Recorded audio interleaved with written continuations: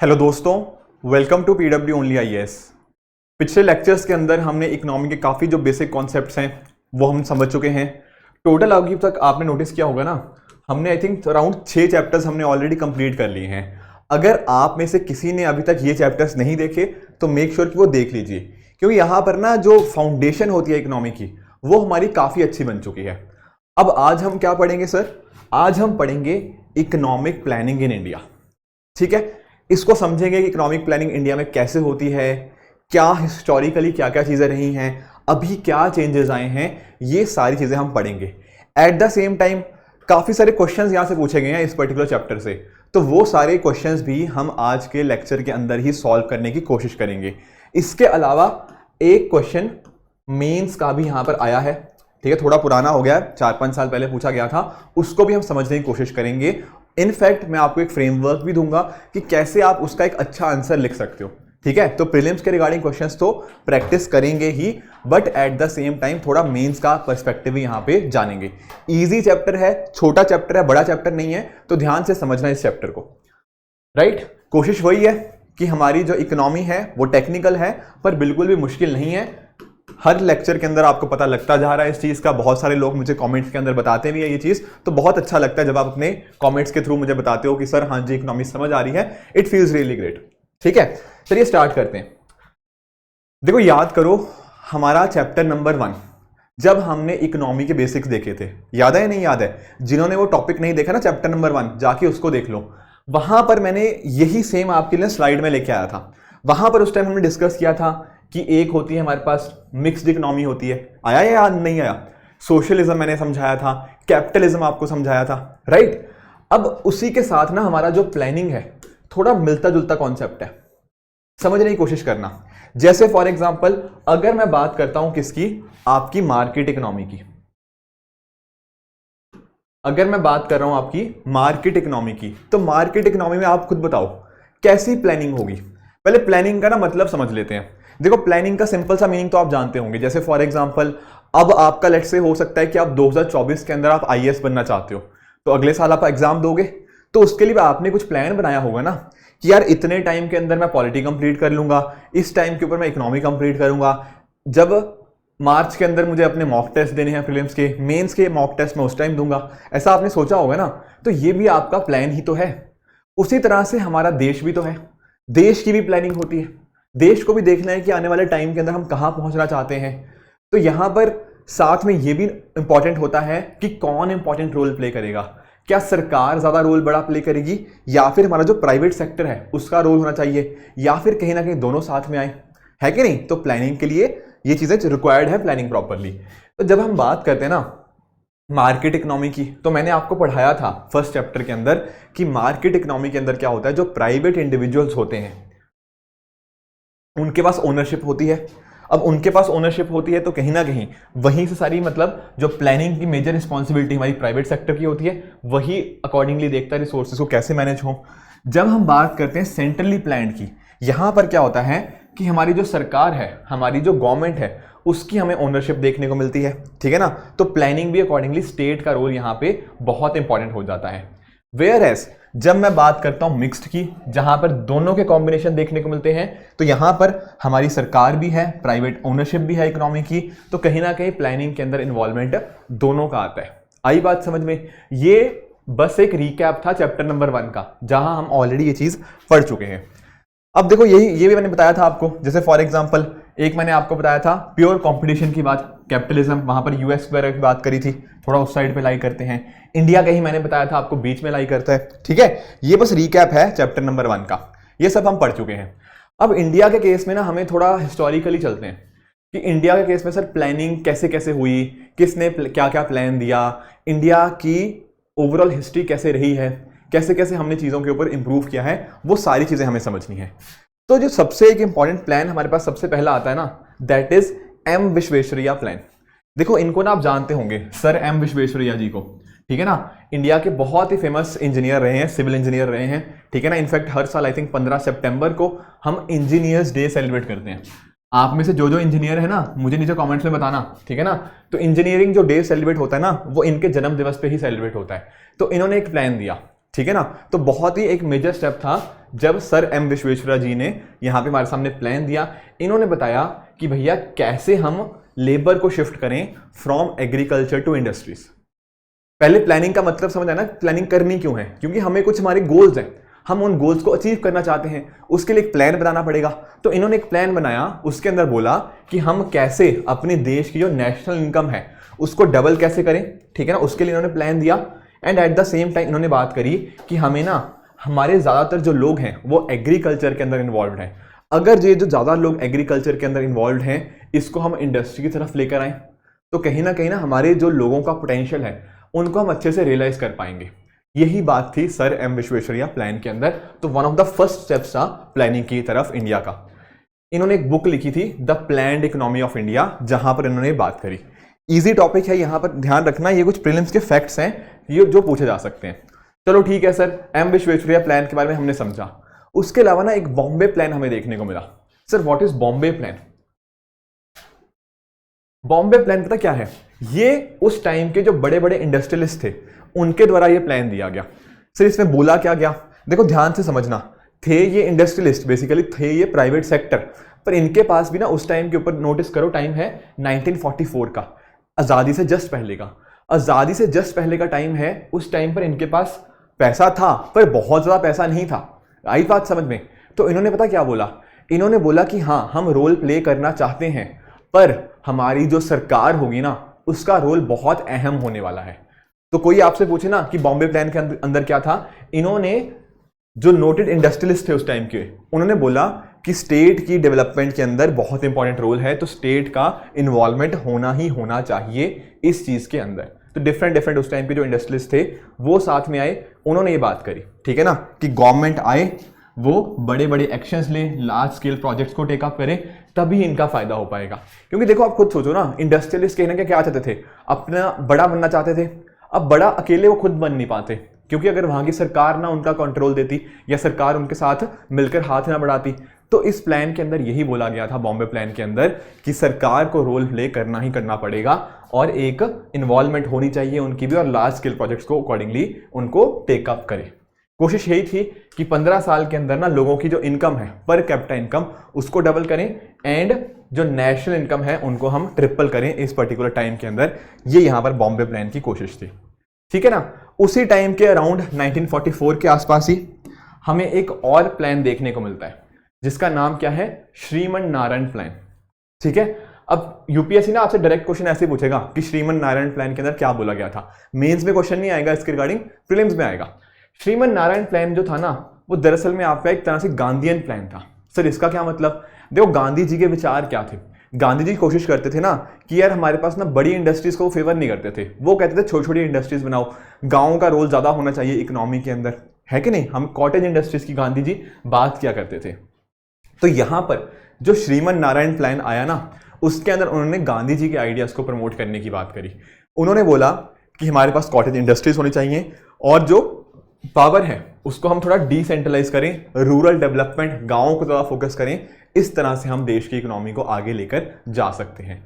तो देखो कैसे अलग अलग आइडियाज हमें देखने को मिल रहे हैं। बॉम्बे प्लान वाले बोल रहे थे कि स्टेट का रोल होना चाहिए, श्रीमन नारायण प्लान ने थोड़ा अलग बात करी, उन्होंने गांधीयन प्लान की बात करी। उससे पहले हमने सर एम विश्वेश्वरैया जी की बात करी जो कह रहे थे हमें एग्रीकल्चर से इंडस्ट्री की तरफ मूव होने की बात है। तो गेटिंग द पॉइंट, देखो आज के टाइम पर भी ना हमारी अलग अलग सोच हो सकती है। आप में से हो सकता है कुछ लोग बोले कि सर आज के टाइम ना पब्लिक सेक्टर अंडरटेकिंग जो पीएसयूज होता है उनका बड़ा रोल हो सकता है, आप ऐसा मान सकते हो सकता है मैं ये मान सकता हूं कि नहीं आज के टाइम पे प्राइवेट सेक्टर का रोल होना चाहिए, है कि नहीं। तो अलग अलग तरह के हमारे ना जो प्लान्स आते हैं वो डेफिनेटली इंपॉर्टेंट होते हैं। Getting it? तो उस टाइम के ऊपर इंडिपेंडेंस के जस्ट पहले भी इस तरह के अलग अलग प्लान्स आ रहे थे कि आने वाले टाइम के अंदर इंडिया की इकोनॉमी कैसे होने वाली है। क्योंकि देखो ये टाइम कौन सा है? ये टाइम है जब भारत आज़ाद होने वाला है। उस टाइम के ऊपर फोकस यही था कि अब आज़ादी मिलेगी, उसके बाद हमें कौन सी डायरेक्शन में जाना है। आई बात समझ में? तो ये भी पढ़ लिया। उसके अलावा एक है हमारे पास एम.एन. रॉय प्लान। अगर देखो आपने मॉडर्न हिस्ट्री को अपने कंप्लीट किया है ना, तो आप एम.एन. रॉय जी के बारे में जानते होंगे।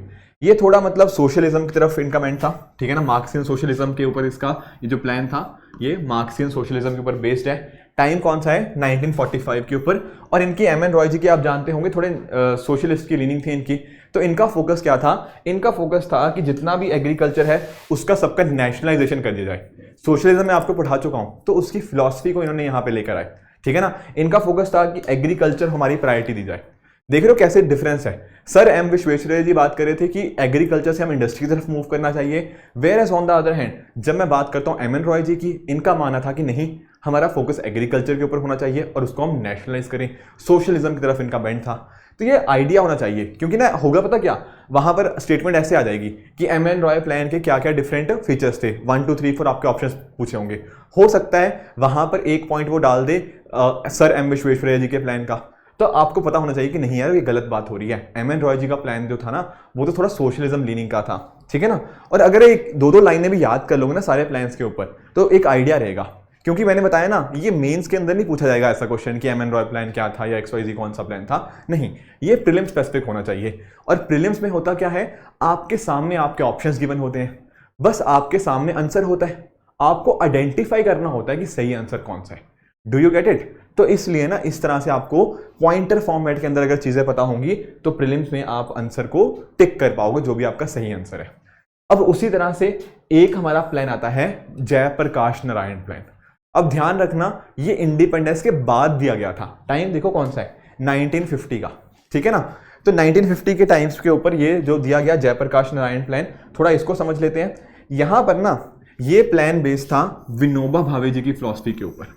विनोबा भावे के बारे में आपने जानते होंगे, ठीक है ना, अगर आपने पोस्ट इंडिपेंडेंस हिस्ट्री पढ़ी है, आप भूदान मूवमेंट, ग्रामदान मूवमेंट, उनके बारे में जानते होंगे, ठीक है ना। तो ये जयप्रकाश नारायण जी का जो प्लान था ना वो इसी के ऊपर था एक तरह से। यहाँ पर फोकस था कि भैया देश के अंदर लैंड रिफॉर्म्स होने चाहिए। जब एग्रीकल्चर पढ़ाऊंगा ना मैं आपको लैंड रिफॉर्म्स वहां भी पढ़ाऊंगा। लैंड रिफॉर्म्स का बेसिकली यही था मतलब कि जिन लोगों के पास लेट से जमीन बिल्कुल नहीं है और जिन लोगों के पास बहुत ज्यादा जमीन है, कहीं ना कहीं सबके पास जो लैंडलेस होते हैं ना उन तक भी हम उनको जमीन प्रोवाइड करें, ठीक है। लैंड रिफॉर्म्स के अंदर और भी चीजें थी इसके अलावा भी ना, कि कहीं ना कहीं जो जमींदारी सिस्टम बहुत ज़्यादा एक्सप्लॉयटेटिव हो गया था उसको हम हटाएं, ये जो बिचौलिए थे उनको कहीं ना कहीं हम वहाँ पे रिमूव करें, ठीक है ना। इंटरमीडिएट्स जो होते हैं उनको हम अबॉलिश करें। ये अलग अलग चीज़ें फोकस करी गई थी लैंड रिफॉर्म्स के ऊपर। तो इनका जो जयप्रकाश नारायण जी का प्लान था इसी के ऊपर था। वो बेसिकली फोकस कर रहे थे कि यार सबके पास ना पैसा होना चाहिए, ऐसा ना हो कि अमीर बहुत अमीर हो गया और गरीब बहुत गरीब रह गया। तो कोशिश ये थी कि पैसा या लैंड की बात कर लो, जो अमीर लोग हैं वो आगे आके लोगों को अपनी लैंड दें ताकि उसके ऊपर एग्रीकल्चर हो। ये भी थोड़ा डिसेंट्रलाइज मैनर के अंदर बिलीव करते थे। इनका फोकस भी देखो, नोटिस करो, उसी के ऊपर है। स्मॉल एंड कॉटन इंडस्ट्रीज, छोटी इंडस्ट्रीज के ऊपर फोकस था, एग्रीकल्चर के ऊपर फोकस था, और इसका दूसरा नाम सर्वोदया प्लान भी है। थोड़ा मुझे पता है रटने वाली बात है बट इंपॉर्टेंट है क्योंकि यूपीएससी ने इसके ऊपर हमसे क्वेश्चन पूछ रखे हैं। अब यहां पे नोटिस करो, अब इमेजिन करो इंडिपेंडेंस के ये पहले के या इंडिपेंडेंस तक के 1950 तक के मतलब ये प्लान्स हैं। अब आप मुझे एक बात सोचो, इंडिया के पास ना 1950 या 1947 जो भी आप इमेजिन करना चाहते हो उस टाइम को इमेजिन करो। वहां पर हमारे पास दो ऑप्शंस थे। सर क्या दो ऑप्शंस थे? देखो, एक तो वो है जहां पर हमारा जो रोल होना चाहिए थोड़ा प्राइवेट सेक्टर को ज्यादा रोल देना चाहिए, है कि नहीं। एक दूसरा तर्क ये हो सकता है कि नहीं सर, स्टेट को ज्यादा रोल होना चाहिए, state should have the more responsibility. तो आपको क्या लगता है इंडिया कहां पे गया? क्या वो बीच में रह गया कि दोनों का रोल करो, या फिर वो स्टेट को ज्यादा रोल दे दिया इंडिया ने, या फिर कहीं ना कहीं प्राइवेट सेक्टर को रोल दिया? देखो इतना तो अग्री करते हो, इंडिपेंडेंस के टाइम के ऊपर हमारा प्राइवेट सेक्टर बहुत अच्छा तो नहीं था, तो प्राइवेट सेक्टर को तो हम नहीं दे सकते थे। पर हमने ना मिक्स्ड इकोनॉमी हमने चूज करी, वहां प्राइवेट सेक्टर भी था पर कहीं ना कहीं स्टेट का एक इंपॉर्टेंट रोल रहा हमेशा, ठीक है, स्पेशली इंडिपेंडेंस के टाइम के ऊपर। अब ऐसा क्यों हुआ, क्या कारण रहे कि हमने स्टेट को इंपॉर्टेंट रोल दिया despite being an mixed economy? तो उसका आप नोटिस करो, ठीक है ना। एक तो हमारा फोकस था कि हम सोशलिज्म को अडॉप्ट करें या फिर लिबरल कैपिटलिज्म को। बेसिकली एक तरह से आप इसको ऐसा मान सकते हो कि उस टाइम के ऊपर दो फिलॉसफीज होती थी, एक थी यूएसए, एक थी यूएसएसआर, ठीक है, जो आज के टाइम के बाद में जाके जो रशिया बना। तो यूएसए का थोड़ा मानना था कैपिटलिज्म की तरफ इंक्लाइन था, यूएसएसआर हमारा थोड़ा सोशलिज्म की तरफ इंक्लाइन था। तो दो उस टाइम पे फिलॉसफीज चल रही थी, ठीक है। इंडिया के पास ऑप्शन था कि हम इन दोनों में से चूज क्या करें, क्या हमें इसकी साइड जाएं या हम इसकी साइड जाएं, यही चीज थी। इंडिया ने क्या चूज किया? इंडिया ने चूज करी मिक्स्ड इकोनॉमी, है कि नहीं, जिसमें दोनों चीजें देखने को मिलती है, हमारी प्राइवेट सेक्टर भी और गवर्नमेंट सेक्टर भी। पर मेजर रोल किसका था? गवर्नमेंट का। सर ऐसा क्यों था? क्योंकि देखो आप नोटिस करो, इंडिया इमेजिन करो आप इंडिपेंडेंस के टाइम के ऊपर, उस टाइम के ऊपर क्या था? इंडिया में भुखमरी थी, इंडिया में गरीबी थी, इंडिया में अनपढ़ता थी, इलिटरेसी थी, ये सारे इश्यूज थे। अब यहां पर आप खुद देखो, जब ये सारी प्रॉब्लम्स हैं तो आपको लगता है कि प्राइवेट सेक्टर ये सारी प्रॉब्लम सॉल्व करेगा? नहीं करेगा। कहीं ना कहीं सरकार को आगे आना ही पड़ना था कि ये सारे इश्यूज को हम आगे सॉल्व करें। तो इसलिए ना स्टेट आगे आया, स्टेट सपोर्टेड मॉडल था, थी मिक्स्ड इकोनॉमी ही, पर स्टेट ने एक इंपॉर्टेंट रोल प्ले किया यहां पर, इन कारणों की वजह से। ये कुछ ऐसे कारण थे जो इंडिया के अंदर थे, मतलब कि इंडिया की हालत अच्छी नहीं थी उस टाइम के ऊपर, तो इंडिया को ये चीज करनी पड़ी। और आप नोटिस कर भी सकते हो यहाँ पे, ठीक है ना, पहले इंडिया की जो जीडीपी थी बहुत धीरे धीरे बढ़ रही थी। मैं आपको रेड पेन से दिखा देता हूँ, ठीक है ना, ये स्टार्टिंग में आप देखो बहुत धीरे धीरे हमारी जीडीपी बढ़ी, फिर 1990 के बाद इंडिया ने मतलब ना काफी तेजी से ग्रोथ करनी स्टार्ट करी है, ठीक है ना। पर ये जो मेजर टाइम था ना यहाँ तक का, यहाँ पर जो मेजर कहीं ना कहीं मान सकते हो जो मेजर रोल प्ले किया, यहाँ पर हमारी स्टेट ने ही रोल प्ले किया। ठीक है सर, थोड़ा समझ तो आया कि इंडिया ने आखिर मिक्स्ड इकोनॉमी क्यों चूज करी और इंडिपेंडेंस के टाइम के ऊपर स्टेट का ज्यादा रोल क्यों था, आई बात समझ में। पर ये तो थे इंडिया के अंदर के फैक्टर्स कि इंडिया की कंडीशन थोड़ी खराब थी तो हमने बोला कि नहीं स्टेट आगे आएगी। पर उस टाइम के ऊपर आप इमेजिन करो 1950s का टाइम, उस टाइम के ऊपर ना पूरी दुनिया में ही थोड़ा सोशलिज्म का बोलबाला था। सर वो कैसे बोलबाला था? जैसे फॉर एग्जाम्पल, ठीक है, ये तो चलो डोमेस्टिक फैक्टर्स पे आऊंगा। जैसे फॉर एग्जांपल आप नोटिस करो, हमने ना यूएसएसआर का एक्सपीरियंस देखा था। आप नोटिस करते होंगे ना, अगर आपने वर्ल्ड हिस्ट्री पढ़ी है तो आप लेनिन के बारे में जानते होंगे, ठीक है। 1917 के अंदर हमें 1917 के अंदर आप जानते हो रशियन रेवोल्यूशन देखने को मिलती है, सही बात है। तो उसके बाद हमें नोटिस करने को मिलता है कि यूएसएसआर काफी तेजी से आगे बढ़ता है। और हमारे जो उस टाइम के लीडर्स थे, आप नेहरू जी की बात कर लीजिए, आप सुभाष चंद्र बोस जी की बात कर लीजिए, वो काफी इससे इंस्पायर्ड थे, ठीक है। तो एक कारण ये रहा कि इंडिया ने थोड़ा स्टेट का रोल पसंद किया कि स्टेट का रोल होना चाहिए। बाकी आप नोटिस करो 1929 में ना जो हमारी वेस्टर्न यूरोपियन कंट्रीज थी या यूएस था, वहां पर हमें डिप्रेशन देखने को मिला। कहने का मतलब क्या कि अचानक से वहां की स्टॉक मार्केट के अंदर बहुत गिरावट देखने को मिली, लाखों करोड़ों लोग बेरोजगार हो गए, लोगों के पास खाने के लिए भी पैसे नहीं बचे। तो जो कैपिटलिज्म की बात चल रही थी ना पूरी दुनिया में, कैपिटलिज्म सबसे बढ़िया है, वो हमें यहाँ पे पता लग गया कि ऐसा नहीं है, कैपिटलिज्म की बहुत सारी खामियां देखने को मिली। तो 1929 का जो ग्रेट डिप्रेशन था, इंडिया ने वो मतलब देखा हुआ था, तो कहीं ना कहीं हमें पता था कि नहीं कैपिटलिज्म बढ़िया नहीं है, हमें इसलिए स्टेट का रोल होना ही होना चाहिए। उसके बाद ना ये सारी चीजें आप पढ़ोगे अपनी वर्ल्ड हिस्ट्री के अंदर, मैं बहुत ज्यादा डिटेल में डिस्कस नहीं करूंगा क्योंकि ये वर्ल्ड हिस्ट्री का आपका पार्ट है। इसमें क्या हुआ आपने नोटिस किया, जब ग्रेट डिप्रेशन आया उसके बाद कहीं ना कहीं इकोनॉमिक्स को रिवाइव करने के लिए मार्शल प्लान हो गया, न्यू डील प्रोग्राम हो गया, कीन्स, ठीक है ना, जॉन मिनार्ड कीन्स, मैंने चैप्टर 1 के अंदर आपको पढ़ाया था, उनकी इकोनॉमिक्स आती है। कहीं ना कहीं स्टेट का रोल को हमें देखा जाता है कि स्टेट का रोल होना जरूरी है। तो ये कुछ इंटरनेशनल फैक्टर्स रहे जिनको देखते हुए इंडिया ने मिक्स्ड इकोनॉमी को चूज किया, बट स्टेट का जो गवर्नमेंट है उसका रोल सबसे महत्वपूर्ण माना गया। इसके अलावा अगर आप नोटिस करोगे ना तो कुछ ऐसी चीजें भी थी जो इंडिया के अंदर हमें डोमेस्टिक फैक्टर्स ने भी इसको इंस्पायर किया। सर ये सब चीजें क्या थी? देखो, अगर आपने मॉडर्न हिस्ट्री पढ़ी है ना, आपने एनपीसी के बारे में पढ़ा होगा, नेशनल प्लानिंग कमेटी। अब सर ये क्या चीज थी एनपीसी? देखो 1938 के अंदर ना नेशनल प्लानिंग कमेटी को बनाया गया, ठीक है ना। जब मॉडर्न हिस्ट्री पढ़ते हो ना तब आपने देखा होगा कि 1938 के अंदर सुभाष चंद्र बोस जी के द्वारा नेशनल प्लानिंग कमेटी को बनाया गया और उसके चेयरमैनशिप किसको दी गई? जवाहरलाल नेहरू जी को। वहां पर फोकस यही था कि सरकार कैसे रोल प्ले कर सकती है। तो जब इस तरह की कमेटीज बन रही थी तो क्लियरली शो कर रहा था कि प्लानिंग के अंदर हमारी अप्रोच क्या होगी, जहां पर स्टेट का रोल बड़ा होगा। Plus eight the same time India के अंदर ना इंडिपेंडेंस से जस्ट पहले डिफरेंट हमें लेफ्ट विंग पार्टीज देखने को मिलती हैं। तो जैसे कि कैसे, जैसे फॉर एग्जांपल आप नोटिस करते हो CPI, communist party of India, बहुत तेजी से उभर के आती है। उसके अलावा कांग्रेस सोशलिस्ट पार्टी हो गया, हिंदुस्तान सोशलिस्ट पब्लिक एसोसिएशन हो गया, ये सब इस तरह की कुछ पार्टीज आती हैं। आप सभी ने I am sure modern history के अंदर ये चीज पढ़ी हुई है। जिन्होंने नहीं पढ़ी डोंट वरी, मॉडर्न हिस्ट्री का वेट कर लो, आप ये सारी पार्टीज के बारे में पढ़ोगे वहां पे, तो ये सभी आती हैं। बाकी बॉम्बे प्लान अभी हमने देखा, वहां पर भी कहीं ना कहीं फोकस यही था कि ये प्लान तो हमारे इंडस्ट्रियलिस्ट ने दिया, पर उन्होंने बात करी थी कि नहीं भैया स्टेट का रोल होना ही होना चाहिए। जब इतनी सारी चीजें हो रही थी तब कहीं ना कहीं आप नोटिस नहीं कर रहे कि दुनिया में भी बात हो रही है कि स्टेट का रोल होना चाहिए। इंडिया के अंदर भी जो अलग अलग पार्टीज हैं, अलग अलग जो बड़े बड़े लोग हैं, वो भी कहीं ना कहीं इस चीज को चाहते हैं। तो इस वजह से हमारी इंडिपेंडेंस के टाइम पे माना गया कि हाँ हम मिक्स्ड इकोनॉमी होंगे, बट स्टेट का रोल अहम रहने वाला है। आई होप ये समझ पाए हो आप इस चीज़ को। इसी वजह से क्या हुआ, प्लानिंग के अंदर हमारी सेंट्रल गवर्नमेंट की ना बहुत ज़्यादा इंपॉर्टेंस मानेंगी उस टाइम के ऊपर। ये बात समझ पाए कि क्यों हमने ये चीज़ चूज़ करी। ठीक है, सेंट्रल गवर्नमेंट ने बहुत इंपॉर्टेंट रोल प्ले किया हमारी आज़ादी के कुछ सालों तक। ठीक है, ये सब हम पढ़ लिए इंटरनेशनल फैक्टर्स। अब इस वजह से ना अब देखा गया कि सेंट्रल गवर्नमेंट का रोल ज़्यादा है, तो उसके बाद हमारी ना 5 वर्षीय योजना, जिनको हम 5 ईयर प्लान बोलते हैं, वो आने लग गए।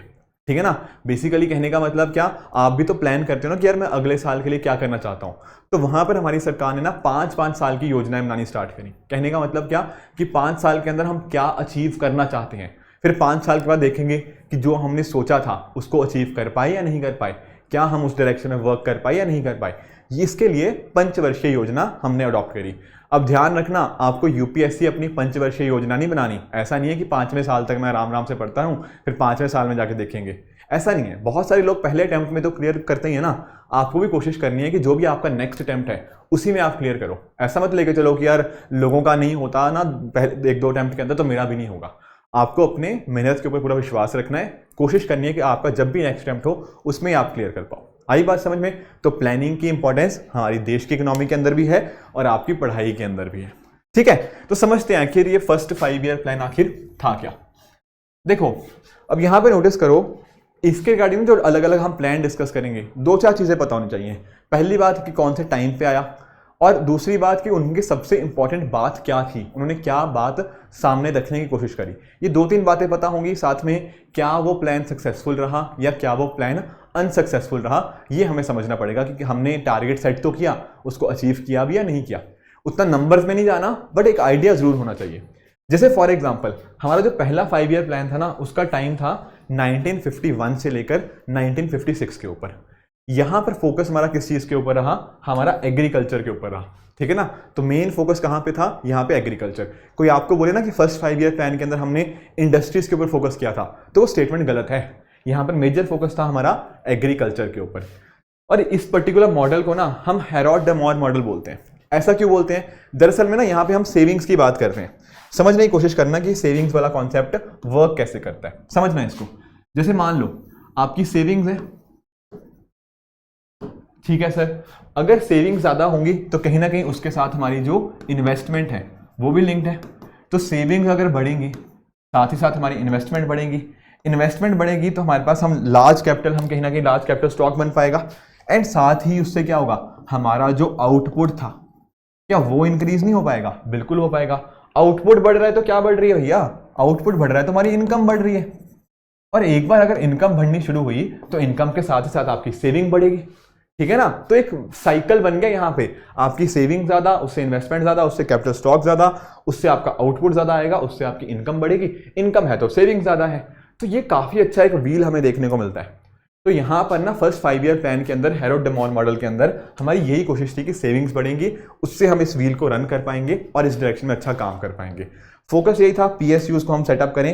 पीएसयूज का एक इंपॉर्टेंट रोल माना गया यहाँ पे, क्योंकि देखो ये टाइम किसका है, जवाहरलाल नेहरू जी का टाइम है। वो मानते थे इन चीजों के अंदर, पीएसयूज को बहुत इंपॉर्टेंट दिया उन्होंने। ठीक है ना, इसके साथ में अगर आप नोटिस करोगे, हमने ना बेसिकली सोचा था, मतलब हम एक टारगेट लेके चले थे कि हमें इन 5 साल में हमारी जो ग्रोथ है वो 2.1% होनी चाहिए, पर जो एक्चुअल ग्रोथ थी हमारी उससे भी कहीं ज्यादा आई, 3.6%। तो इसलिए ना इसको एक सक्सेसफुल प्लान माना गया। क्यों? क्योंकि आप खुद देखो ना, हमारा गोल पोस्ट क्या था, हमारा टारगेट क्या था, 2.1, हमने अचीव क्या किया, उससे ज्यादा अचीव किया, 3.6 अचीव किया, इसलिए हमारे लिए एक सक्सेसफुल प्लान है। तो 3 चीजें क्या ध्यान में रखनी है, पहली बात टाइम 51 से 56 के बीच में, इसको हेरोड द मोर मॉडल बोलते हैं। फोकस था पब्लिक सेक्टर अंडरटेकिंग के ऊपर, हमारे एग्रीकल्चर के ऊपर, और ये एक क्या है, सक्सेसफुल प्लान। ये नंबर आपको ध्यान में नहीं रखना कि 2.1 था, 2.4 था, 2.5 था, इतना ध्यान नहीं रखना, बस इतना ध्यान रखो कि क्या ये सक्सेसफुल था या बिल्कुल फेल हो गया। आई बात समझ में? तो ये है हमारा फर्स्ट 5 ईयर प्लान। ये वाला सेविंग्स वाले साइकिल को भी थोड़ा ध्यान में रखिएगा। फिर आया हमारा सेकंड 5 ईयर प्लान। अब सर ये कौन से टाइम के लिए होगा? देखो समझो, पहला था 51 से 56, तो दूसरा कब से होगा, उससे अगले 5 साल, यानी कि 56 से 61।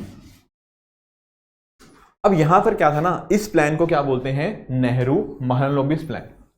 अब ऐसा क्यों? क्योंकि देखो इस प्लान को बनाने के लिए जो जवाहरलाल नेहरू जी हैं वो हो गया, ठीक है ना, और साथ ही साथ महालनोबिस। आप सभी ने ना प्रशांत चंद्र महालनोबिस जी का नाम सुना होगा। ये इंडिया के बहुत ही फेमस स्टैटिस्टिशियंस रहे हैं, ठीक है ना। तो इनफैक्ट जो आईएसआई है, आईएसआई वो वाला आईएसआई नहीं, जो इंडियन स्टैटिस्टिकल इंस्टीट्यूट है उसकी बात कर रहा हूँ। तो इंडियन स्टैटिस्टिकल इंस्टीट्यूट को भी सेटअप करने के अंदर इनका इंपॉर्टेंट रोल रहा है प्रशांत चंद्र महालनोबिस जी का। तो इन्होंने मिलकर ये प्लान दिया, तो इसलिए इसको नेहरू महालनोबिस प्लान बोलते हैं। किसको? सेकंड 5 ईयर प्लान को। अब यहाँ पर फोकस पता किसके ऊपर था? हमारा rapid industrialisation. Very very important keyword. यहाँ पर हमारा फोकस था हैवी एंड बेसिक इंडस्ट्रीज को सेटअप करने के ऊपर। आई बात समझ में? तो फोकस यहाँ पे शिफ्ट हो गया। पहले में था एग्रीकल्चर के ऊपर, दूसरे 5 ईयर प्लान के अंदर हमारा फोकस बन गया किसके ऊपर? दूसरा बन गया हमारा फोकस ऑन रैपिड इंडस्ट्रियलाइजेशन। यहाँ पर आप नोटिस करना, जैसे फॉर एग्जांपल आपकी आयरन इंडस्ट्री हो गया, स्टील इंडस्ट्री हो गया, ये हमारी कुछ जो बेसिक इंडस्ट्रीज होती है ना, हमने उनको सेटअप करने के ऊपर बहुत ज़्यादा फोकस लगाया। साथ में हैवी इंडस्ट्रीज के अंदर आप नोटिस कर सकते हो कि लार्ज स्केल लेवल के ऊपर, ठीक है ना, अलग अलग चीज़ों के ऊपर हमने फोकस किया, तो वो हमें चीज़ें देखने को मिल जाती हैं। साथ में ना हमने कोशिश करी इंपोर्ट सब्स्टिट्यूशन की। सिर्फ इसका क्या मतलब है इंपोर्ट सब्स्टिट्यूशन का? इंपोर्ट समझते हो? कोई चीज़ आप नहीं प्रोड्यूस कर सकते तो आप बाहर से मंगाते हो।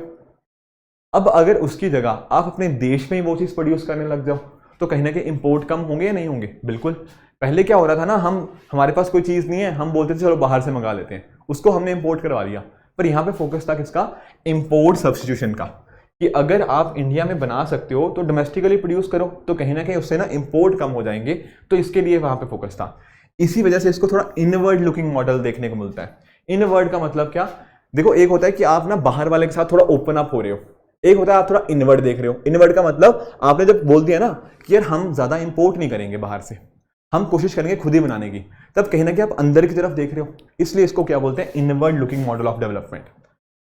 इसी को प्रोटेक्शनिज्म भी कुछ लोग टर्म दे देते हैं। प्रोटेक्शनिज्म मतलब कि हम ना बाहर के लोगों से हम थोड़ा दूर हो रहे हैं। मतलब कहने का मतलब क्या?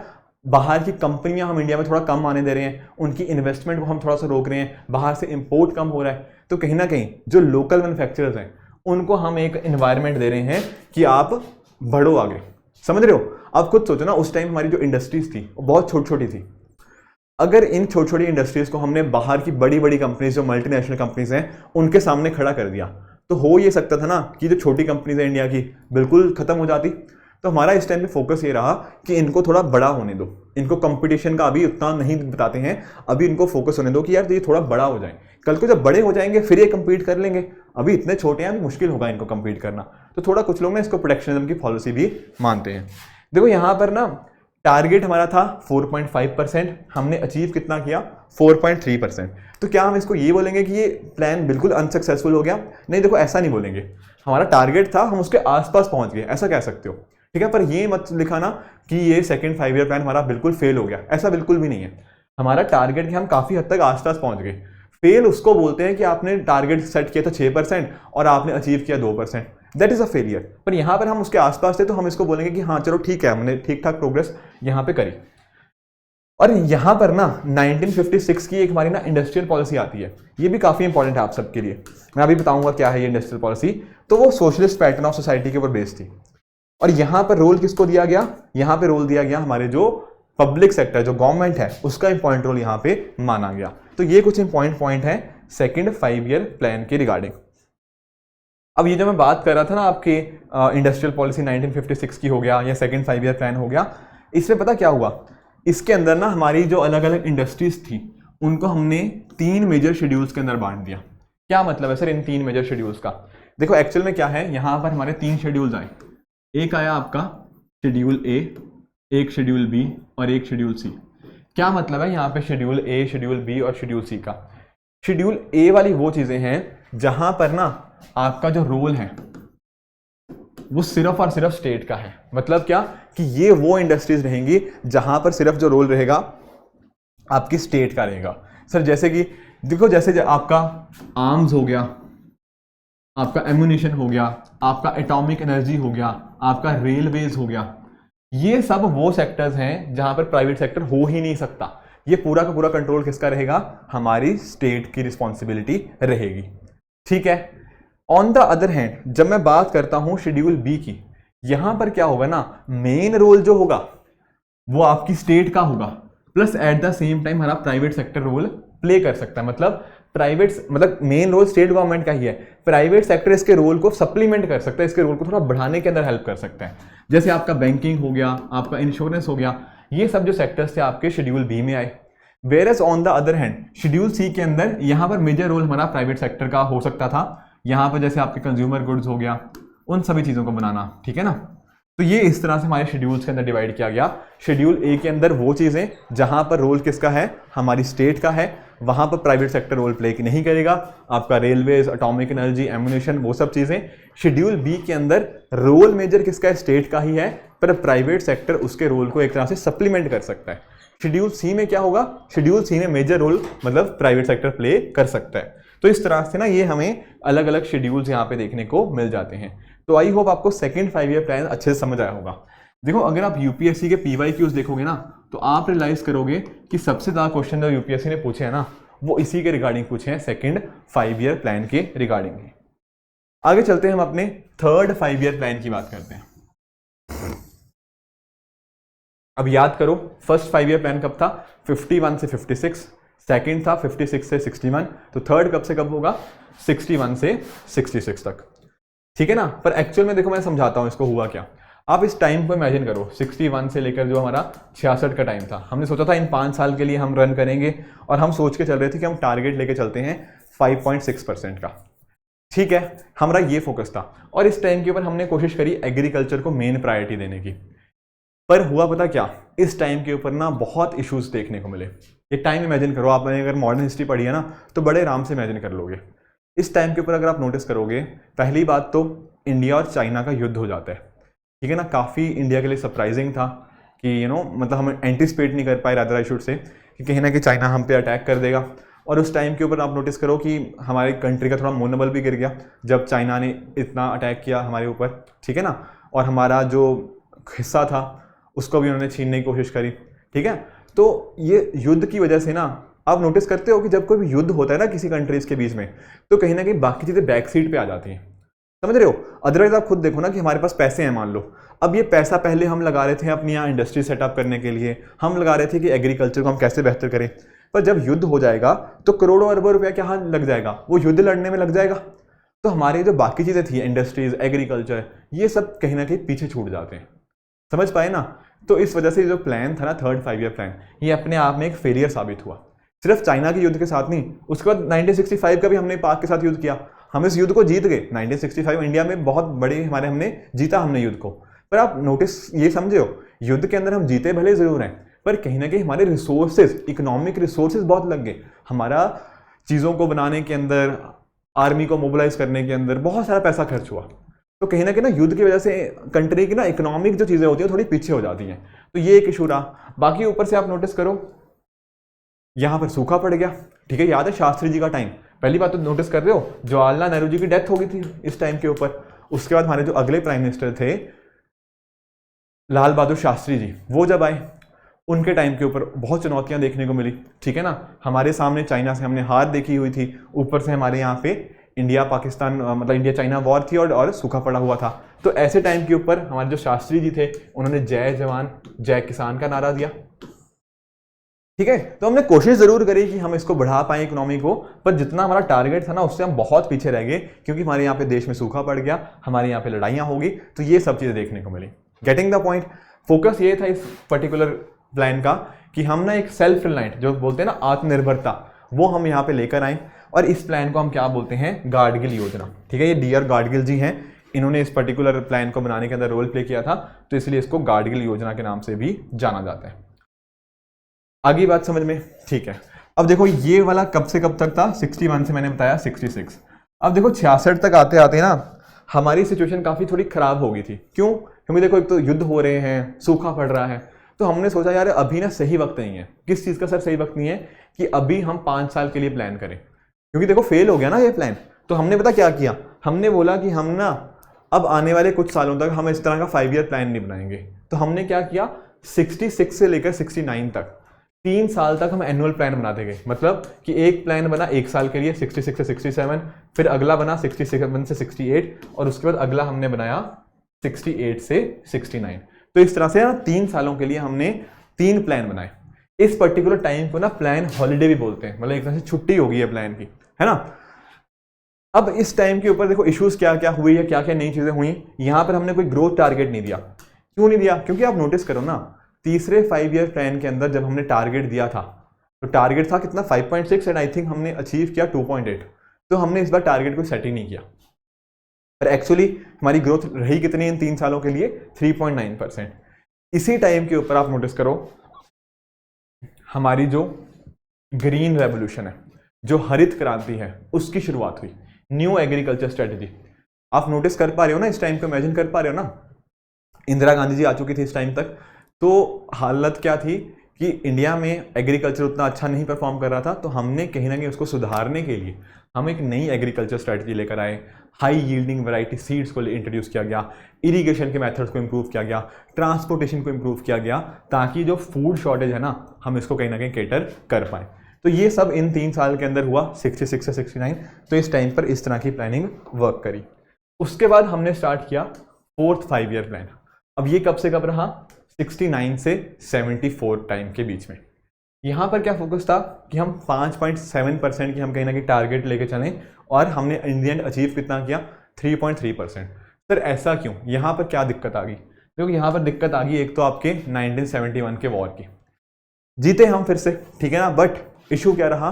युद्ध होने के टाइम ना इकोनॉमी पीछे हो जाती है किसी भी देश की, आप नोटिस करोगे। तो जब बांग्लादेश की तरफ से रिफ्यूजीज आ रहे थे तो इंडिया को भी कहीं ना कहीं अपनी सॉवरेंटी के लिए यहाँ पे लड़ना पड़ा। बांग्लादेश का जन्म होता है यहाँ पे, हमें देखने को मिलता है। प्लस तो इस तरह कुछ इश्यूज हमें देखने को मिले, उस वजह से हम उतना टारगेट यहाँ पे अचीव नहीं कर पाए। फोकस क्या था कि हम ग्रोथ तो करें, देश की इकोनॉमी आगे बढ़े, पर स्टेबिलिटी भी हो, एंड इससे कहीं ना कहीं हमारी जो आत्मनिर्भरता है हम उसकी तरफ भी कदम लेकर आते रहें। इसके अलावा ना यहाँ पर कुछ और भी इंपॉर्टेंट चीजें हुई, जैसे फॉर एग्जांपल आप जानते होंगे 69 के अंदर, 1969 के अंदर इंदिरा गांधी जी उस टाइम की हमारी प्राइम मिनिस्टर थी, उन्होंने 14 बैंकों का राष्ट्रीयकरण कर दिया, बेसिकली उनको नेशनलाइज कर दिया। तो ये भी आपको ना पता होना चाहिए, क्योंकि बहुत बड़ा इवेंट था। ऑल्दो आप मॉडर्न हिस्ट्री के अंदर ये सारी चीजें पढ़ोगे ही पढ़ोगे, modern history sorry post independence history के अंदर ये चीजें पढ़ोगे ही, बट फिर भी मैं आपको बता रहा हूँ कि ये सब चीजें वहीं पे हुई हैं। कल को ना प्रीलिम्स के अंदर पूछ सकता है आपसे कि नेशनलाइजेशन ऑफ बैंक्स कौन से प्लान के टाइम के हुआ, तो आपको पता होना चाहिए कि हाँ यार यहाँ पे 4th 5 ईयर प्लान की बात हो रही है। बाकी कुछ और हमारे एक्ट आए, जैसे फेरा आया उस टाइम के ऊपर, फॉरेन एक्सचेंज रेगुलेशन एक्ट की हम बात करते हैं, कहीं ना कहीं फॉरेन से जो पैसा आ रहा है उसको रेगुलेट करने की बात है। सिमिलरली कुछ कंपनीज बहुत बड़ी हो रही थी, ठीक है ना, और कहीं ना कहीं वो एक तरह की मोनोपोली क्रिएट कर रही थी। अब चैप्टर 1 के अंदर मैंने आपको मोनोपोली भी समझाया था कि अगर मान लो एक ही कंपनी बहुत बड़ी हो जाती है, एक सिंगल सेलर बन जाती है, तो कहीं ना कहीं कस्टमर्स को एक्सप्लॉइट करेगी। इसके लिए हमारे ना ये MRTP एक्ट आया। ऑल्दो इन एक्ट्स के कुछ नेगेटिव भी चीज़ें देखने को मिली, वो हम आगे पढ़ेंगे जब हम इनके एवोल्यूशन को पढ़ेंगे, बट एक बात समझ आई कि इस तरह के एक्ट्स इस टाइम पे आ रहे थे, इंदिरा गांधी जी की सरकार थी, तो ये चीज़ें हमें थोड़ा यहाँ पे पता होनी चाहिए। अब इसके बाद ना एक प्लान आया 5th 5 ईयर प्लान, 74 से 79। अब ये बड़ा ही इंटरेस्टिंग प्लान था। क्यों सर, ऐसा क्यों हुआ? देखो गरीबी हटाओ, आप जानते हो इंदिरा गांधी जी का नारा था, ठीक है ना। तो इस 5 साल के अंदर क्या हुआ, 74 से 79 के टाइम के ऊपर यहां पर एक कंट्रोवर्शियल चीज होती है हमें, ठीक है ना, इमरजेंसी देखने को मिलती है, ठीक है। आप जानते होंगे, आई थिंक 25 जून की बात है, ठीक है। तो उस दिन को इमरजेंसी लगा दी गई थी इंडिया के अंदर, ठीक है ना। उस टाइम पर इमरजेंसी लगभग 21 मंथ्स के लिए, 21 महीनों के लिए लगभग इमरजेंसी रही हमारे देश के अंदर। तो बहुत सारे क्वेश्चन मार्क उठे थे इस चीज़ के ऊपर कि क्या ये सही ढंग से लगाई गई, क्योंकि देखो काफ़ी सारे इश्यूज थे इमरजेंसी के टाइम पर, बहुत सारी चीज़ों का मिसयूज़ हुआ गया, थोड़े पावर्स को मिसयूज़ किया गया था, तो ये सारी चीज़ें कुछ इश्यूज देखने को मिले। But at the same time यहाँ पर अगर आप नोटिस करोगे हमारा टारगेट था 4.4% को ग्रो करने का, पर हमने अचीव कितना किया? उससे ज़्यादा अचीव किया, 4.8% को हमने यहाँ पे अचीव किया। उसके अलावा हमारी पॉपुलेशन पॉलिसी भी आई 1976 के अंदर, जो लोग ऑप्शनल के अंदर जिनका जैसे सोशियोलॉजी ऑप्शन होगा वो पढ़ोगे भी इस पॉपुलेशन पॉलिसी के बारे में 1976 की, ठीक है ना। तो ये सब चीज़ें देखने को मिलती हैं। तो थोड़ा मतलब ना कॉन्ट्रोवर्शियल प्लान इसको माना जाता है। अब हुआ क्या था ना कि ये प्लान तो हमने 74 से 79 5 साल के लिए दिया, पर एक्चुअल में जब ये इमरजेंसी से बाहर आई, मतलब जब 21 महीने के बाद जब इमरजेंसी खत्म हुई, उसके बाद थोड़े टाइम के बाद इलेक्शंस होते हैं, और इलेक्शंस के अंदर हमारी जो इंदिरा गांधी जी प्राइम मिनिस्टर थी ये हार जाती हैं उस इलेक्शंस को। तो होता क्या है, 1978 के अंदर ना जनता पार्टी की सरकार बनती है। अब जनता पार्टी जैसी सरकार में आई, उन्होंने बोला कि हमें नहीं चाहिए भैया ये 5 ईयर प्लान वगैरह, तो उन्होंने इस प्लान को रद्द कर दिया। तो 78 में ही ये प्लान खत्म हो गया था। चलना था 79 तक, फिर 78 के अंदर ही जब नई सरकार बन के आती है तब इस प्लान को हमने रद्द कर दिया। फिर क्या हुआ, जब इनकी सरकार थी, कौन है ये, मोरारजी देसाई जी, अभी डिस्कस किया था ना कि इंदिरा गांधी जी की जगह जब जो नए प्राइम मिनिस्टर आए वो कौन थे मोरारजी देसाई जी। ये प्लान चले 1978 से 80। ध्यान रखना यहां तक 5th 5 ईयर प्लान हमने पढ़ लिया, अभी छठा शुरू नहीं हुआ है। यहां पर ये 2 साल के लिए था, ये जो सरकार थी बस 2 साल के लिए रही। थोड़ी बहुत काम हुए, जैसे फॉर एग्जांपल कहीं ना कहीं कोशिश करी गई, एम्प्लॉयमेंट की बात करी गई कि रोजगार ज़्यादा दिया जाए, ठीक है ना, जनता गवर्नमेंट इस टाइम के ऊपर थी, तो ये सब बातें हुई हैं, बट बहुत ज़्यादा कुछ मेजर बड़ा नहीं हुआ जिसको हमारा एग्जाम के लिए पढ़ना चाहिए। पर एक आइडिया होना चाहिए कि यहाँ पर प्लान नहीं आया, 5 ईयर प्लान नहीं आया, बस रोलिंग प्लान्स यहाँ पे चल रहे थे, ठीक है। इसके बाद फिर हमारा अगला प्लान आता है, कब से कब, हमारा अगला प्लान आता है हमारा 85 से 90 के बीच में। एक सेकेंड, ठीक है ना, आई थिंक एक स्लाइड मिस हो गई है, ठीक है। 6th 5 ईयर प्लान भी बीच में आएगा, ठीक है। एक्चुअली हुआ क्या कि मेरी टीम ने कुछ गड़बड़ कर दी है, एक 6th मेरे से आई थिंक स्लाइड डिलीट हो गई है, 6th 5 ईयर प्लान भी हमें यहाँ पे देखने को मिलता है। इसको मैं पढ़ाता हूँ, पहले 7th 5 ईयर प्लान एक बार आप देख लीजिए। 7th 5 ईयर प्लान हमें देखने को मिला 1985 से 1990 के बीच में। अब इस टाइम के ऊपर क्या होता है, इस टाइम के ऊपर आप नोटिस करो कि हमारे जो राजीव गांधी जी हैं, ठीक है ना, वो यहाँ पर प्राइम मिनिस्टर बन चुके थे, ठीक है। और उन्होंने क्या किया, ये डोंट वरी अभी मैं पढ़ा रहा हूँ, 2 मिनट रुको, ठीक है। 6th 5 ईयर प्लान का पहले 7th पढ़ लो एक बार। तो 85 से 90 हमें ये प्लान देखने को मिलता है। इस टाइम की जो टारगेट ग्रोथ रेट थी वो कितनी थी, वो थी हमारी 5%, पर हमने ग्रो कितना किया, हमने ग्रो किया यहाँ पर 6% की रफ्तार के साथ हमने यहाँ पर ग्रो किया। साथ में अगर आप थोड़ा और नोटिस करोगे तो यहाँ पर 85 से 90 के बीच में जब ये वाला टाइम आया है, हम फोकस कर रहे हैं प्रोडक्टिविटी बढ़ाने के ऊपर, रोजगार बढ़ाने के ऊपर, ठीक है ना, एंड साथ ही साथ ओवरऑल जो प्रोडक्टिविटी है, हमारे जो डिफरेंट सेक्टर्स हैं वो कैसे काम कर रहे हैं उनके रिगार्डिंग। तो ये कुछ यहाँ पे हमारा यहाँ पे पूरा फोकस रहा, ठीक है ना। तो ये कुछ फर्क था जो हमें यहाँ पे देखने को मिलता है, ठीक है। एट द सेम टाइम जो मैं 6th 5 ईयर प्लान की बात कर रहा था ना, वो दरअसल में चला आपका 80 से 85। थोड़ा अब मैं समझा देता हूँ, हुआ क्या, 78 से 80 के बीच में हमारे रोलिंग प्लान चले, फिर उसके बाद ये सरकार हट गई, फिर उसके बाद हमें 6th 5 ईयर प्लान देखने को मिला 80 से 85। इस टाइम इंदिरा गांधी जी ही थी, ठीक है ना, 80 मतलब कुछ सालों तक। तो यहाँ पर फोकस क्या रहा इन 5 सालों के ऊपर, वही जो पहले की इनकी कोशिश थी। क्या कोशिश थी कि जो गरीबी है, जो पॉवर्टी है, कहीं ना कहीं हम उसको खत्म करें, और हमारी जो इकोनॉमी है हम उसको आगे कैसे लेकर जाएं, ठीक है। ये यहाँ पर फोकस रहा। फोकस यहाँ पे ये भी रहा कि हम एम्प्लॉयमेंट को, जो रोजगार है उसको हम कैसे बढ़ा पाएं, उसको कैसे हम इंक्रीज कर पाएं, ये सब फोकस रहा हमारा 6th 5 ईयर प्लान के अंदर। एक चीज और आपको ध्यान में रखनी है कि यहाँ पर ना 5.2% का टारगेट रखा गया था और हमने इसको एक्सीड किया, और हमारा ग्रोथ रेट कितना रहा, 5.7%। ये बात होगी 6th 5 ईयर प्लान की। अब इसके बाद क्या आता है, इसके बाद हमें देखने को मिलता है हमारा 7th 5 year plan. 7th 5 year plan कब से कब तक रहा, 85 से 90, जो मैं आपको बता भी रहा था। यहाँ पे टारगेट ग्रोथ थी 5%, फिर हमने एक्चुअली उसको एक्सीड किया। और अगर आप जानते होंगे ना, तो राजीव गांधी जी जो थे, काफ़ी इंपॉर्टेंट रोल रहा उनका कहीं ना कहीं ह्यूमन डेवलपमेंट को आगे लाने के अंदर, ठीक है ना, साइंस एंड टेक्नोलॉजी के अंदर इन्होंने बहुत बहुत इंपॉर्टेंट रोल प्ले किया। और यही इनका टाइम के ऊपर ही था कि प्राइवेट सेक्टर को ना काफ़ी अच्छी खासी यहाँ पर उनको इंपॉर्टेंस यहाँ पे मिलने लग गई। आई बात समझ में। और याद करो लेक्चर की स्टार्टिंग, मैंने आपको दिखाया था ना कि इंडिया की इकोनॉमिक ग्रोथ पहले धीरे से बढ़ रही थी, फिर अचानक से बढ़ने लग गई। तो कहीं ना कहीं इन्हीं के टाइम से वो चीज़ शुरुआत हो गई थी। यहाँ पे लिखा है ना word Hindu rate of growth, दरअसल में इसको क्या बोलते हैं कि अगर आप देखोगे हमारा 1950 से लेकर कहीं ना कहीं 1985 के आसपास तक हमारी जो इकोनॉमी थी वो 3 से 4% के बीच में ग्रो कर रही थी। ये टाइम आते टाइम ही जब इनका प्राइम मिनिस्टर बने, उसके बाद हमारी इकोनॉमी ने ना एक तरह से रफ्तार पकड़ी, 5%, 6%, 7%, 8%, इस तरह से हमने धीरे धीरे ग्रो करना स्टार्ट कर दिया। तो यहाँ पर आप देख ही सकते हो 6% की ग्रोथ होने लगी है, इससे पहले में कम होती थी, ठीक है। तो यहाँ से हमारा एक पुश बना था, एक मोमेंटम बना था। तो ये सब चीज़ें अच्छी चीज़ें हुई, डेफिनेटली फूड हो गया, वर्क हो गया, प्रोडक्टिविटी हो गया, इनके ऊपर फोकस रहा। पर एक इशू पता क्या यहाँ पे देखने को मिला, एक इशू था, वो था balance of payment and fiscal deficit. हमारी सरकार खर्च तो कर रही थी, पर खर्च हमारा बहुत ज़्यादा बढ़ता गया। फिस्कल डेफिसिट मैंने पिछले चैप्टर के अंदर पढ़ाया है आपको। उसी तरह से बैलेंस ऑफ पेमेंट, हमने कुछ चीज़ें बाहर से इंपोर्ट करवाई, कहीं ना कहीं बदले में क्या दिया उनको, डॉलर दिया। अब ऐसे टाइम के ऊपर ना इंडिया के पास डॉलर्स की एक मेजर कमी देखने को मिल गई इस टाइम के ऊपर 1990s और 1991 के अंदर। अब जब ऐसे इशू आ गया तो कहीं ना कहीं हमारे पास पैसे ही नहीं थे, हमारे पास डॉलर्स ही नहीं थे कि हम उनको पे कर पाएँ। अगर सामने से कुछ मंगाना है तो बदले में डॉलर्स देने पड़ेंगे, और डॉलर्स हमारे पास बहुत ही कम बचे हुए थे। तो ये एक क्राइसिस वाली सिचुएशन हमें यहाँ पे 1990s के एंड में देखने को मिलती है। अब ऐसे टाइम के ऊपर आप नोटिस करो, जब 1990 में ये इशू देखने को मिलता, 1990 हो गया, 1991 हो गया, ये वाला टाइम जो है 1990 1991 वाला टाइम, उस टाइम के ऊपर ना हम इस तरह के कोई प्लान्स नहीं लेकर आए। ये 5 ईयर प्लान तब नहीं आया। तब हमारा फोकस था कि भैया ये जो इश्यूज हैं कहीं ना कहीं फिस्कल डेफिसिट का या फिर जो बैलेंस ऑफ पेमेंट क्राइसिस है, इनको हम कैसे टैकल करें। और यहीं से ना एक शिफ्ट हमें देखने को मिलता है। सर कैसा शिफ्ट? देखो आप नोटिस करो, अभी तक जितने भी हमने चीज़ें पढ़ी वहाँ पे आपने नोटिस किया क्या कि जो स्टेट है ना, स्टेट बहुत मेजर रोल अभी तक प्ले कर रहा था।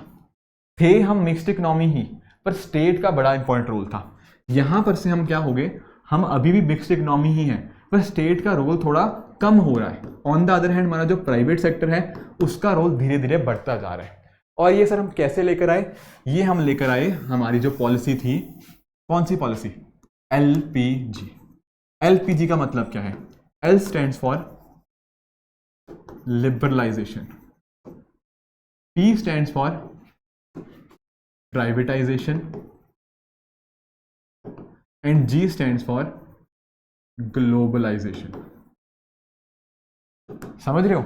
यहां से जो पॉलिसी आई ना 1991 के अंदर, मनमोहन सिंह जी के बारे में आप जानते होंगे, उस टाइम हमारे फाइनेंस मिनिस्टर थे, पीवी नरसिम्हा राव जी हमारे प्राइम मिनिस्टर थे। उन्होंने इस एलपीजी की पॉलिसी को लेकर आए।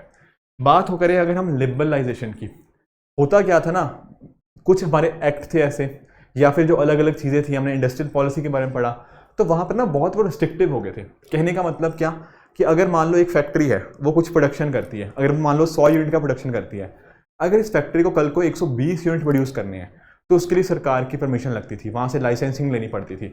आपने कोई नया बिजनेस खोलना है उसके लिए लाइसेंस लेना पड़ता था।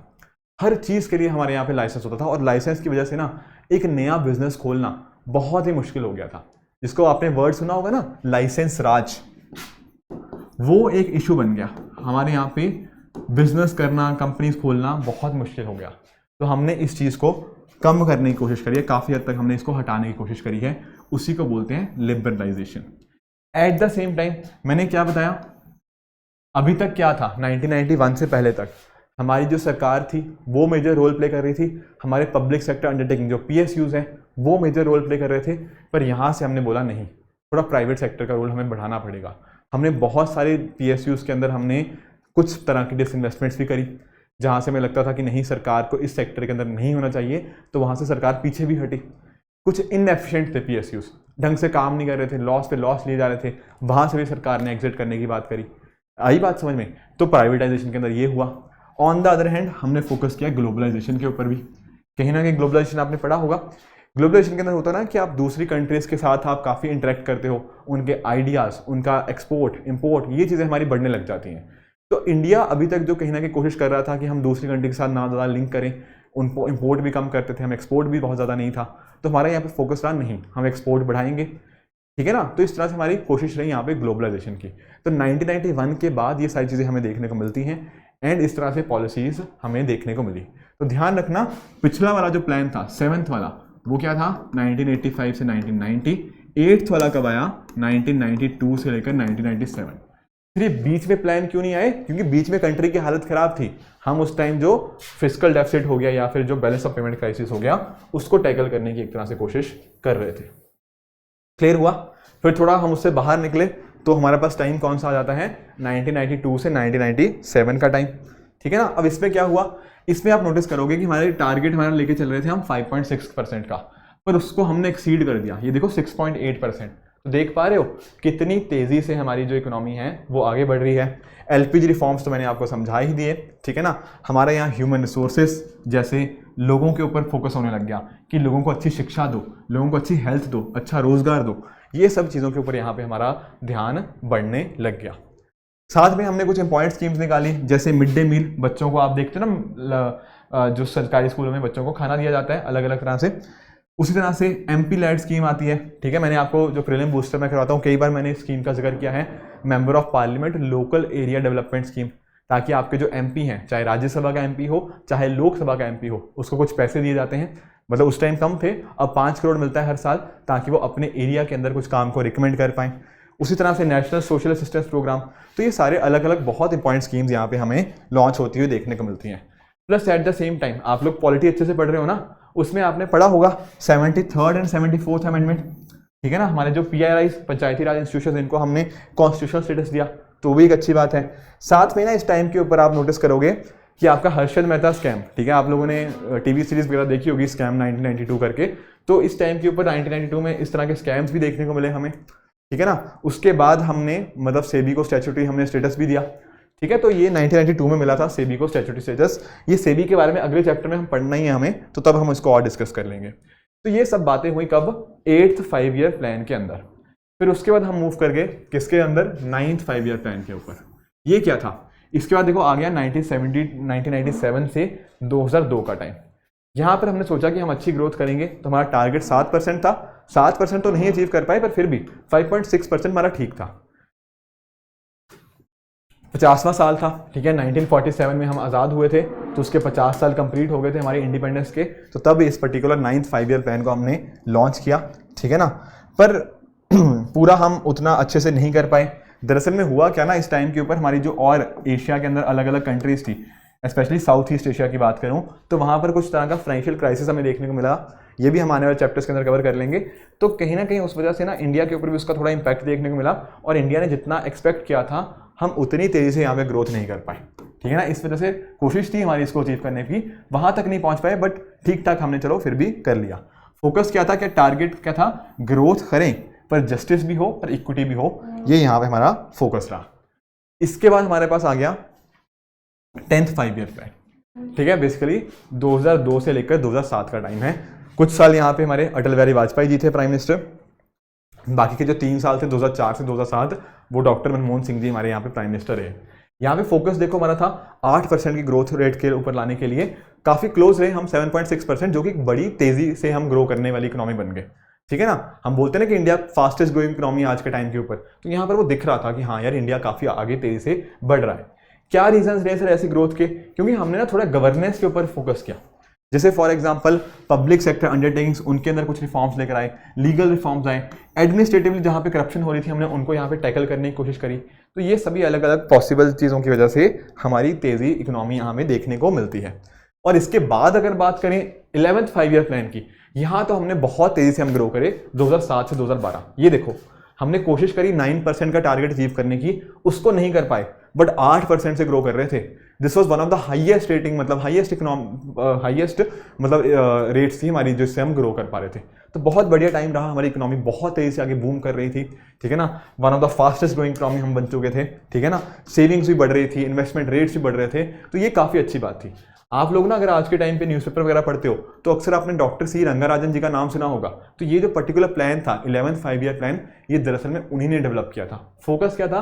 फास्टर ग्रोथ हो एंड मोर इंक्लूसिव ग्रोथ। याद करो, आई थिंक चैप्टर 3 की बात कर रहा हूँ या चैप्टर 4 की बात थी, वहाँ हमने इंक्लूसिव ग्रोथ के बारे में पढ़ा था। आया याद? जब हमने पढ़े थे अलग अलग डायमेंशंस पढ़े थे इंक्लूसिव ग्रोथ के, तो यहाँ पे फोकस था। यहाँ पे फोकस था कि हाँ हमने आगे बढ़ना है, पर आगे बढ़ने में हम ये मत भूल जाए कि गरीब का भी ध्यान ना रखें। समझ रहे हो? ऐसा नहीं होना चाहिए कि कंट्री आगे बढ़ रही है पर अमीर बहुत ज़्यादा अमीर होता जा रहा है और गरीब बहुत गरीब होता जा रहा है। इसका ध्यान रखा गया इस टाइम के ऊपर। तो fast and more inclusive growth हमें यहाँ पे देखने को मिलती है under 11th 5 year plan. Similarly अगर मैं बात करूँ इसके बाद 12th 5 ईयर प्लान की, तो ये आया 2012 से 2017 के बीच में। देखो एक्चुअल में ना यहाँ पर क्या होता है ना, 2012 से 2017 हमारा ये प्लान ज़रूर था, पर एक्चुअल में 2014 के अंदर आप जानते होंगे जो करंट हमारी सरकार है, ठीक है ना, नरेंद्र मोदी जी की जो सरकार है वो आ जाती है, ठीक है। और एक्चुअल में हमारी जो करंट गवर्नमेंट है ना, वो 5 ईयर प्लान में ज़्यादा बिलीव नहीं करती। वो कहते हैं कि हमें ये ना प्लानिंग वाला प्रोसेस जो इतना पंचवर्षीय योजना वाला थोड़ा ठीक नहीं लगता, क्योंकि इसमें कुछ खामियां भी हैं, ठीक है। तो उन्होंने मतलब यहाँ से ना एक शिफ्ट लेकर आए। दरअसल में ये सारा काम जो होता था ना प्लानिंग का, ये प्लानिंग कमीशन करता था। इन्होंने उसकी जगह पे नीति आयोग की बॉडी बनाई। वही मेंस का क्वेश्चन भी हमें डिस्कस करना है। बट ओवरऑल अगर हम देखें ना कि यहाँ पे हमारा फोकस क्या था कि हम फास्टर ग्रोथ हो इंक्लूसिव हो पर सस्टेनेबल भी हो। तो इन्वायरमेंट हो गया, बाकी चीज़ों का यहाँ पे ध्यान रखा गया, आने वाली पीढ़ियों तक हम ये ग्रोथ को पहुंचा पाएँ, ये सब फोकस था। बाकी यहाँ पे फोकस रहा हमारा MSMEs के ऊपर, micro small and medium enterprises के ऊपर, ठीक है, एजुकेशन, हेल्थ हो गया, इन सभी चीज़ों के ऊपर भी यहाँ पे ध्यान दिया गया। तो ये हमारे थे टोटल 12 5 ईयर प्लान। फोकस यही था कि इन सभी के माध्यम से हम कहीं ना कहीं रीजनल डेवलपमेंट कर पाएं, एक तरह की जो सेल्फ सफिशिएंसी मतलब आत्मनिर्भरता को लेकर आ पाएं, लोगों के अंदर रोजगार हो, एंड ये जो सारी सोशल जस्टिस की बात, ये सब ने हमने पढ़ी, ये सभी फोकस थे डिफरेंट हमारे प्लान्स के। अब मैंने आपको क्या बताया, मैंने आपको बताया कि भैया 2014 से पहले ना हमारा मैकेनिज्म प्लानिंग का कुछ अलग तरह से वर्क करता था और 2015 ऑनवर्ड्स ये कुछ अलग तरह से वर्क करने लग गया। क्या मतलब है सर इस चीज़ का? देखो पहले जो यहाँ पे मेन बॉडी थी हमारी इसके रिगार्डिंग, वो क्या थी हमारी planning commission. Planning commission was the main body responsible इन सभी पर्पसेस के लिए, प्लानिंग की जिम्मेदारी इसके पास थी। पर एक्चुअल में ना ये थी तो प्लानिंग वाली बॉडी, पर कहीं ना इसका रोल बहुत बड़ा हो गया था। वो कैसे? फाइनेंशियल डिस्ट्रीब्यूशन के काम भी यही करता था कि कितना पैसा किस सरकार को मिलेगा, वो भी यहाँ पर प्लानिंग कमीशन डिसाइड करने लग गया। स्टेट्स का ना यहाँ पे नो रोल तो नहीं बोलूंगा, बहुत ही कम रोल था, ऐसा कह लो कि स्टेट्स का ना उतना इंपॉर्टेंट रोल प्लानिंग कमीशन के अंदर था नहीं, ठीक है। और अपने आप में एक तरह से सुपर कैबिनेट बन गया, ठीक है ना, कि इसके पास पावर्स बहुत ज़्यादा दे दी गई थी जितनी शायद ही इसको नहीं मिलनी चाहिए थी। फिर अक्सर स्टेट्स के साथ इसके इश्यूज आते थे, फेडरलिज्म के इश्यूज, कि सेंटर और स्टेट के बीच में यहाँ पे डिस्प्यूट आ गया, और हमने ना यहाँ पर one size fits all approach को अडॉप्ट किया। सर इसका क्या मतलब है? देखो आप नोटिस करो, अगर आप मान लो कहीं पर दिल्ली में बैठकर आप पॉलिसी बना रहे हो उड़ीसा के किसी जगह की, तो क्या आप उसको बना पाओगे ढंग से? नहीं। शायद दिल्ली में बैठे हुए इंसानों को नहीं पता ना यार कि उड़ीसा में क्या क्या दिक्कतें आ रही हैं। समझ पाए इस बात को? उड़ीसा में क्या दिक्कतें आ रही हैं कहीं ना कहीं वहाँ के लोकल लोग आपको अच्छे से बता पाएंगे। तो हम ना क्या कर रहे थे, one size fits all approach, या फिर जिसको बोलते हैं टॉप डाउन, कि ऊपर से हमने पॉलिसी बनाई और बोल दिया कि नीचे वाले लो अब इसको इंप्लीमेंट करो। ये काफ़ी खराब चीज़ होती है। पॉलिसी तब बढ़िया होती है जब नीचे से इनपुट्स आए एंड अकॉर्डिंगली ना फिर जाके पॉलिसी बनती है ऊपर। तो प्लानिंग कमीशन के अंदर पता क्या होता था, ऊपर से बस पॉलिसी बना दी, फिर नीचे वाले उसको इंप्लीमेंट कर देते थे। इसी वजह से कुछ ना कुछ इश्यूज आते थे। आई बात समझ में? स्टेट गवर्नमेंट का उतना बड़ा रोल हमने देखा ही नहीं कभी, ठीक है ना। तो ये कुछ इश्यूज हमें यहाँ पे देखने को मिलते थे। प्लस लैंड रिफॉर्म्स हमारे उतने सक्सेसफुल नहीं हो पाए, हमारे लेबर रिफॉर्म्स हमने उनको इंप्लीमेंट नहीं किया, हमारे जो बैंक सेक्टर थे, बैंकिंग सेक्टर के अंदर हमें लोन्स हमारे फेल होते गए, ठीक है ना, बैंक फेल होते गए, नॉन परफॉर्मिंग एसेट, इसको पढ़ेंगे डोंट वरी। हमारी फूड इन्फ्लेशन बहुत बढ़ गई। तो इस तरह से काफ़ी सारे इश्यूज ना हमें प्लानिंग कमीशन के रिगार्डिंग देखने को मिलते हैं। बाकी आप नोटिस करो 1990 के बाद आपने नोटिस किया ना कि प्राइवेट सेक्टर का रोल बढ़ गया था, कहीं ना कहीं हम प्राइवेट सेक्टर को ज़्यादा इंपॉर्टेंस दे रहे थे, और प्राइवेट सेक्टर के अंदर प्लानिंग कमीशन का उतना इंपॉर्टेंट काम नहीं रहा। क्योंकि खुद देखो ना, आप नोटिस करो, जब प्राइवेट सेक्टर आगे आ रहा है तो कहीं ना कहीं वो चाहते हैं डिसेंट्रलाइज मैनर के अंदर काम करें, ना कि ये सेंट्रलाइज बॉडी के थ्रू काम करें। तो ये कुछ इश्यूज यहाँ पे देखने को मिलते थे प्लानिंग कमीशन के अंदर, ठीक है ना। यहाँ पे आप नोटिस कर सकते हो अलग अलग बॉडीज थी, प्राइम मिनिस्टर मॉनिटरिंग ग्रुप हो गया, ये उतना ध्यान में आपको नहीं देना क्योंकि अब ना प्लानिंग कमीशन एग्जिस्ट नहीं करता। तो एग्जिस्ट कौन करता है सर? उसकी जगह ले ली आप किसने? आपके नीति आयोग ने प्लानिंग कमीशन की यहाँ पे जगह ले ली है। अब यहाँ पे जो मैं आपको बता रहा था ना कि पॉलिसी अच्छी तब बनती है जब आप नीचे से इनपुट्स लेते हो और फिर ऊपर तक जाते हैं। तो यहाँ पर वही फोकस है, यहाँ पे डिसेंट्रलाइज की अप्रोच को अडॉप्ट किया जाता है। जो बात करते हैं ना बॉटम अप, नीचे से ऊपर की तरफ, तो बॉटम अप प्लानिंग को यहाँ पे फोकस किया गया है। ग्रास रूट डेवलपमेंट की यहाँ पे बात हुई है कि जो हमारे नीचे वाले तबके के लोग हैं कहीं ना कहीं उन तक हम पहुँच पाएँ, वहाँ तक अपनी पॉलिसी को कैसे पहुँचा पाएँ, ये सभी का फोकस है। तो 2015 1 जनवरी 2015 को इसको बनाया गया। नीति का फुल फॉर्म क्या है? नीति का फुल फॉर्म है national institute for transforming India. और यहाँ पर ना इसके रिगार्डिंग नीति आयोग के रिगार्डिंग 2 वर्ड ये बड़े इंपॉर्टेंट है, cooperative federalism and competitive federalism. Sir इसका क्या मतलब? देखो जब मैं बात करता हूँ कोऑपरेटिव फेडरलिज्म की, इसका मतलब बहुत सिंपल है कि आपके अलग अलग स्टेट्स हैं, ठीक है, और एक आपकी सेंट्रल गवर्नमेंट, तो आपस में ना कोऑपरेशन होना चाहिए इनके बीच में, बेसिकली आपकी सेंट्रल गवर्नमेंट और स्टेट गवर्नमेंट के बीच में भी, and eight the same time आपकी जो डिफरेंट स्टेट्स हैं उनके बीच में भी कोऑपरेशन होना चाहिए। अगर आप खुद देखो ना, अगर हमारी स्टेट्स या सेंटर और स्टेट आपके आपस में लड़ती रहेंगी तो कैसे देश की इकोनॉमी को हम प्रॉस्पर कर पाएंगे? नहीं कर पाएंगे। तो नीति आयोग क्या करता है, इसी को बढ़ाने की कोशिश करता है। यहाँ पर एक मंच के ऊपर ना आपकी डिफरेंट स्टेट्स भी आती हैं, आपकी सेंट्रल गवर्नमेंट भी आती है, तो सब मिलकर यहाँ पे पॉलिसी बनाने की कोशिश करती हैं इन NITI Aayog. Getting the point? तो स्टेट्स का यहाँ पे रोल आया, बिल्कुल। तो कोऑपरेटिव तो हो गया। सर कॉम्पिटिटिव का मतलब क्या है? देखो कॉम्पिटिटिव ना यहाँ पे हेल्दी कॉम्पिटिशन को दिखा रहा है। मैंने पहले भी आपको शायद बताया था। सिंपल इमेजिन करो, अगर आप देखते हो कि यार अगर मान लो पंजाब है, पंजाब देखता है कि यार किसी चीज़ के अंदर ना महाराष्ट्र अच्छा काम कर रहा है, तो यहाँ पर जेलसी की बात नहीं होनी चाहिए, पर पंजाब सोचेगा यार मैं भी तो आगे जा सकता हूँ। तो होगा क्या, पंजाब अपनी पॉलिसीज़ को थोड़ा इंप्रूव करेगा, पंजाब कोशिश करेगा मैं महाराष्ट्र से आगे जाऊँ, महाराष्ट्र सोचेगा कि नहीं मुझे अपनी पॉलिसीज़ को कंटिन्यूसली और बेहतर करते जाना है, तो महाराष्ट्र भी आगे बढ़ने की कोशिश करेगा, पंजाब भी आगे बढ़ने की कोशिश करेगा। दोनों के बीच में ना एक हेल्दी कंपटीशन हो गया है। इसकी वजह से हुआ क्या है, हमारी सारी सरकारें आगे बढ़ने की कोशिश करती हैं, उनकी कोशिश होती है कि और बेहतर से बेहतर हम चीज़ें सर्विसेज लोगों तक प्रोवाइड करें। तो that is competitive federalism.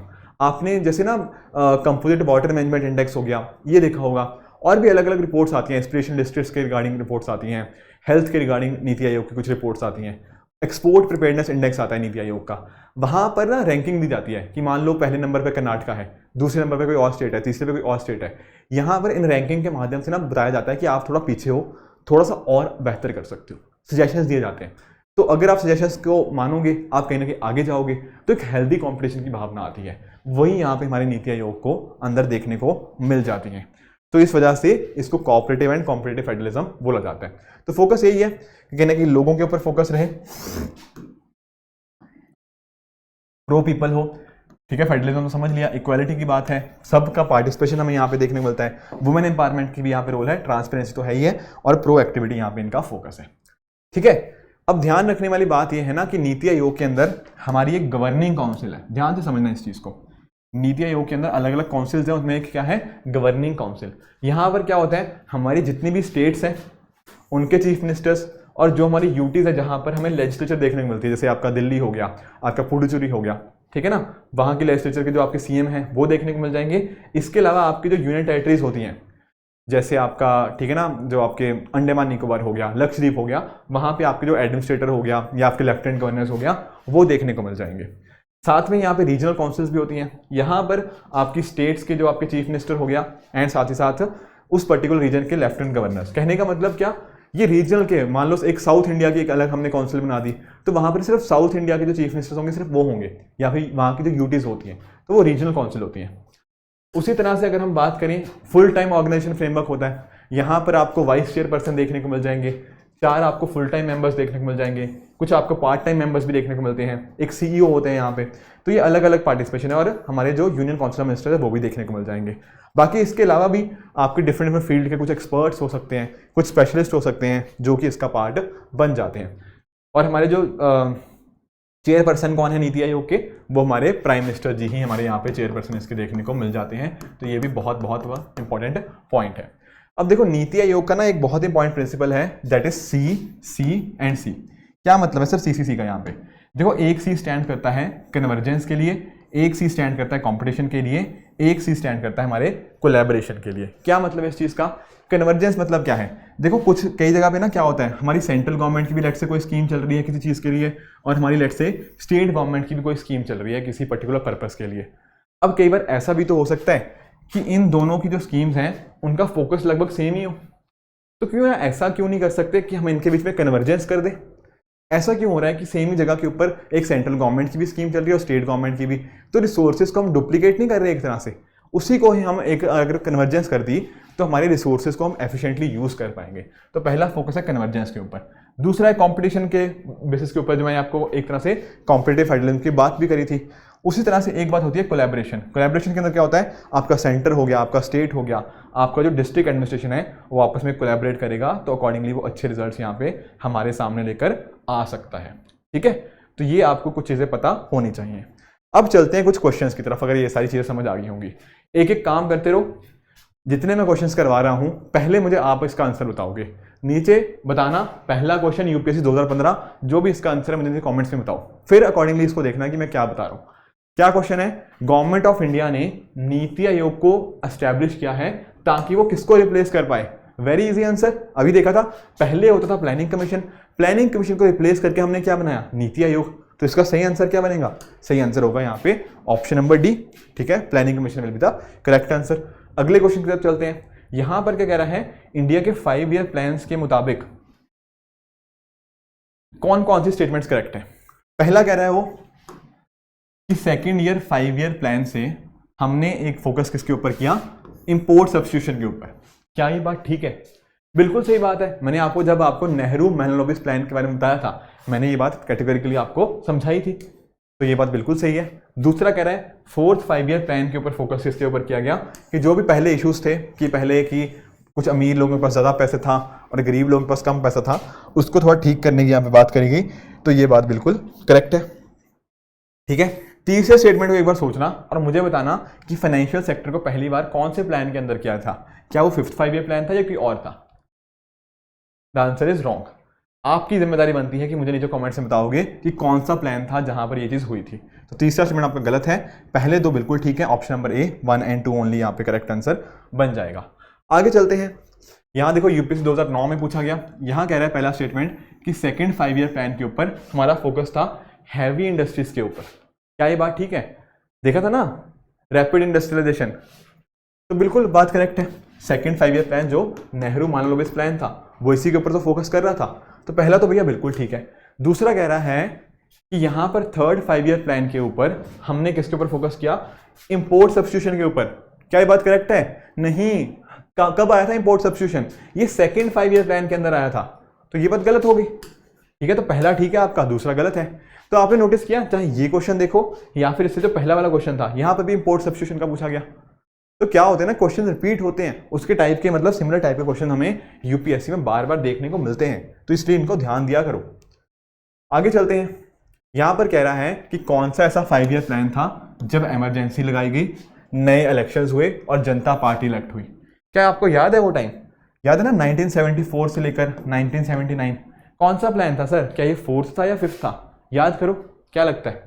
Time था 74 से 79। बिल्कुल सही बात है, ये हमारा 5th 5 ईयर प्लान था। याद करो ना, 51 से लेकर 56 तक पहला चला, 56 से 61 दूसरा चला, 61 से 66 तीसरा चला, फिर 69 से 74 4th 5 ईयर प्लान था, और ये वाले टाइम के ऊपर इमरजेंसी लगी थी, तो ये 5th था। ठीक है, तो option C will be the correct answer यहाँ पे। अब इसमें देखो, यहां कह रहा है कि जो 6th 5 ईयर प्लान था वो कब से कब आया? 80 से 85, और 8th आया 1992 से 1997। वो कह रहा है 7th 5 ईयर प्लान कब आया था? अब याद करो, मैंने आपको बताया था कि हाँ जी 6th आया 80 से 85, 7th कब से आया था? 85 से 90। फिर यहाँ 90 के बाद ना कुछ प्रॉब्लम हुई थी 2 साल के लिए, तब 1991 के लिए हमने कोई प्लान नहीं लेकर आए, फिर 92 से 97 आया था। याद है ना, मैंने बताया था फिस्कल डेफिसिट बढ़ गया था, बैलेंस ऑफ पेमेंट क्राइसिस था, तो वो सब इश्यूज यहाँ पे देखने को मिले थे। तो आपको जो 7th था वो इस टाइम के लिए था 85 से 90। तो इसका आंसर क्या बनेगा? Option number C will be the correct answer. Easy questions हैं पर आपको पता होने चाहिए। उसी तरह से यहाँ पे देखो कि कौन सा ऐसा 5 ईयर प्लान था जब हमने क्या किया? ह्यूमन डेवलपमेंट को एक इंपॉर्टेंट रोल प्ले कराया हमारे डेवलपमेंट एफर्ट्स का। अब आपको याद होगा कि जब हमने ना कहीं 1990s के टाइम के बाद हमने इस चीज़ के ऊपर फोकस किया था, तो ये इसका सही आंसर आएगा आपका 8th 5 ईयर प्लान। मैंने आपको जो स्लाइड्स पढ़ाई थी उसके अंदर ये चीज़ मेंशन थी कि ह्यूमन डेवलपमेंट कब आया था, तो इसका आंसर बनेगा option number D will be the correct answer. ठीक है, तो ये सब चीज़ें हमें कुछ एमसीक्यूज डिस्कस करने थे। इसके अलावा ना ये क्वेश्चन आया था यूपीएससी 2018 के अंदर। क्या क्वेश्चन है?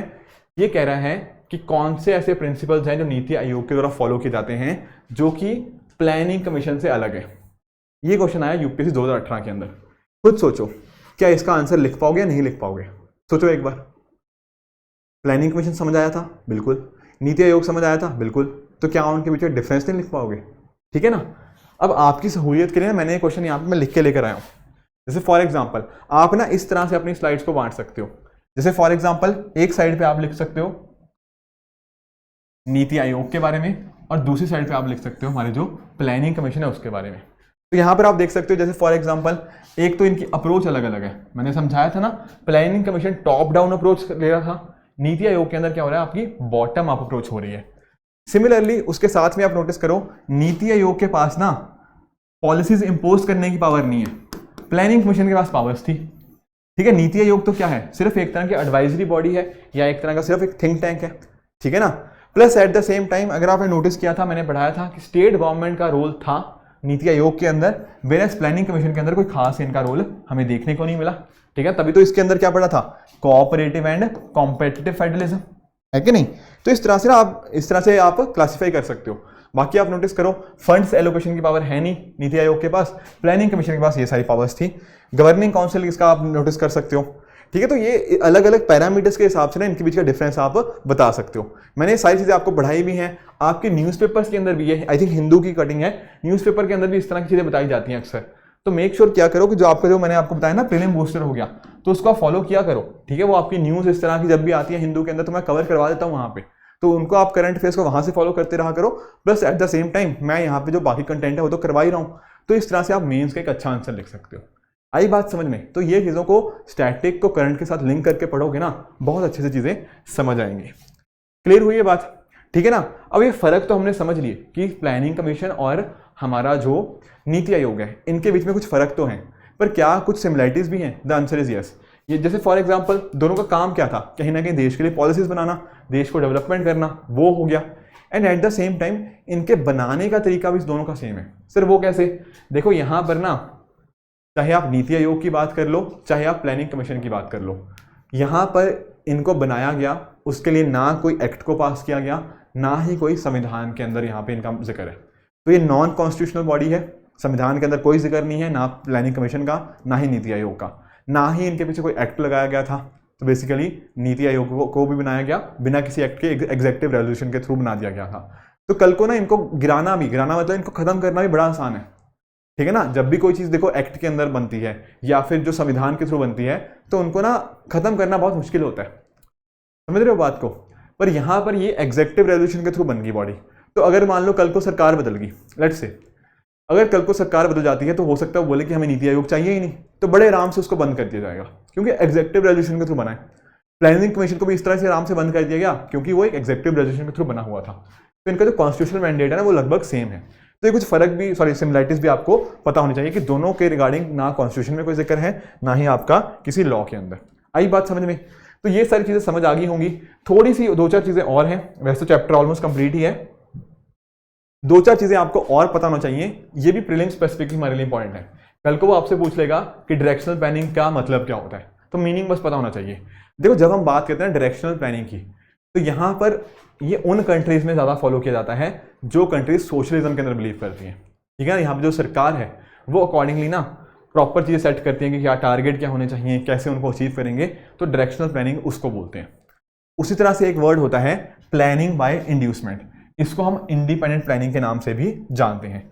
यहाँ पर क्या होता है ना कि स्टेट ही आपका रेगुलेट करती है। ठीक है ना, कुछ आपकी जो स्टेट है वो एंटरप्राइज हो गया या डिफरेंट वेरियस जो कंपटीशन के अलग अलग चीज़ें हैं उनको यहाँ पे कंट्रोल करती है, plus eight the same time monetary और फिस्कल पॉलिसी हमको यहाँ पे रेगुलेट करती है।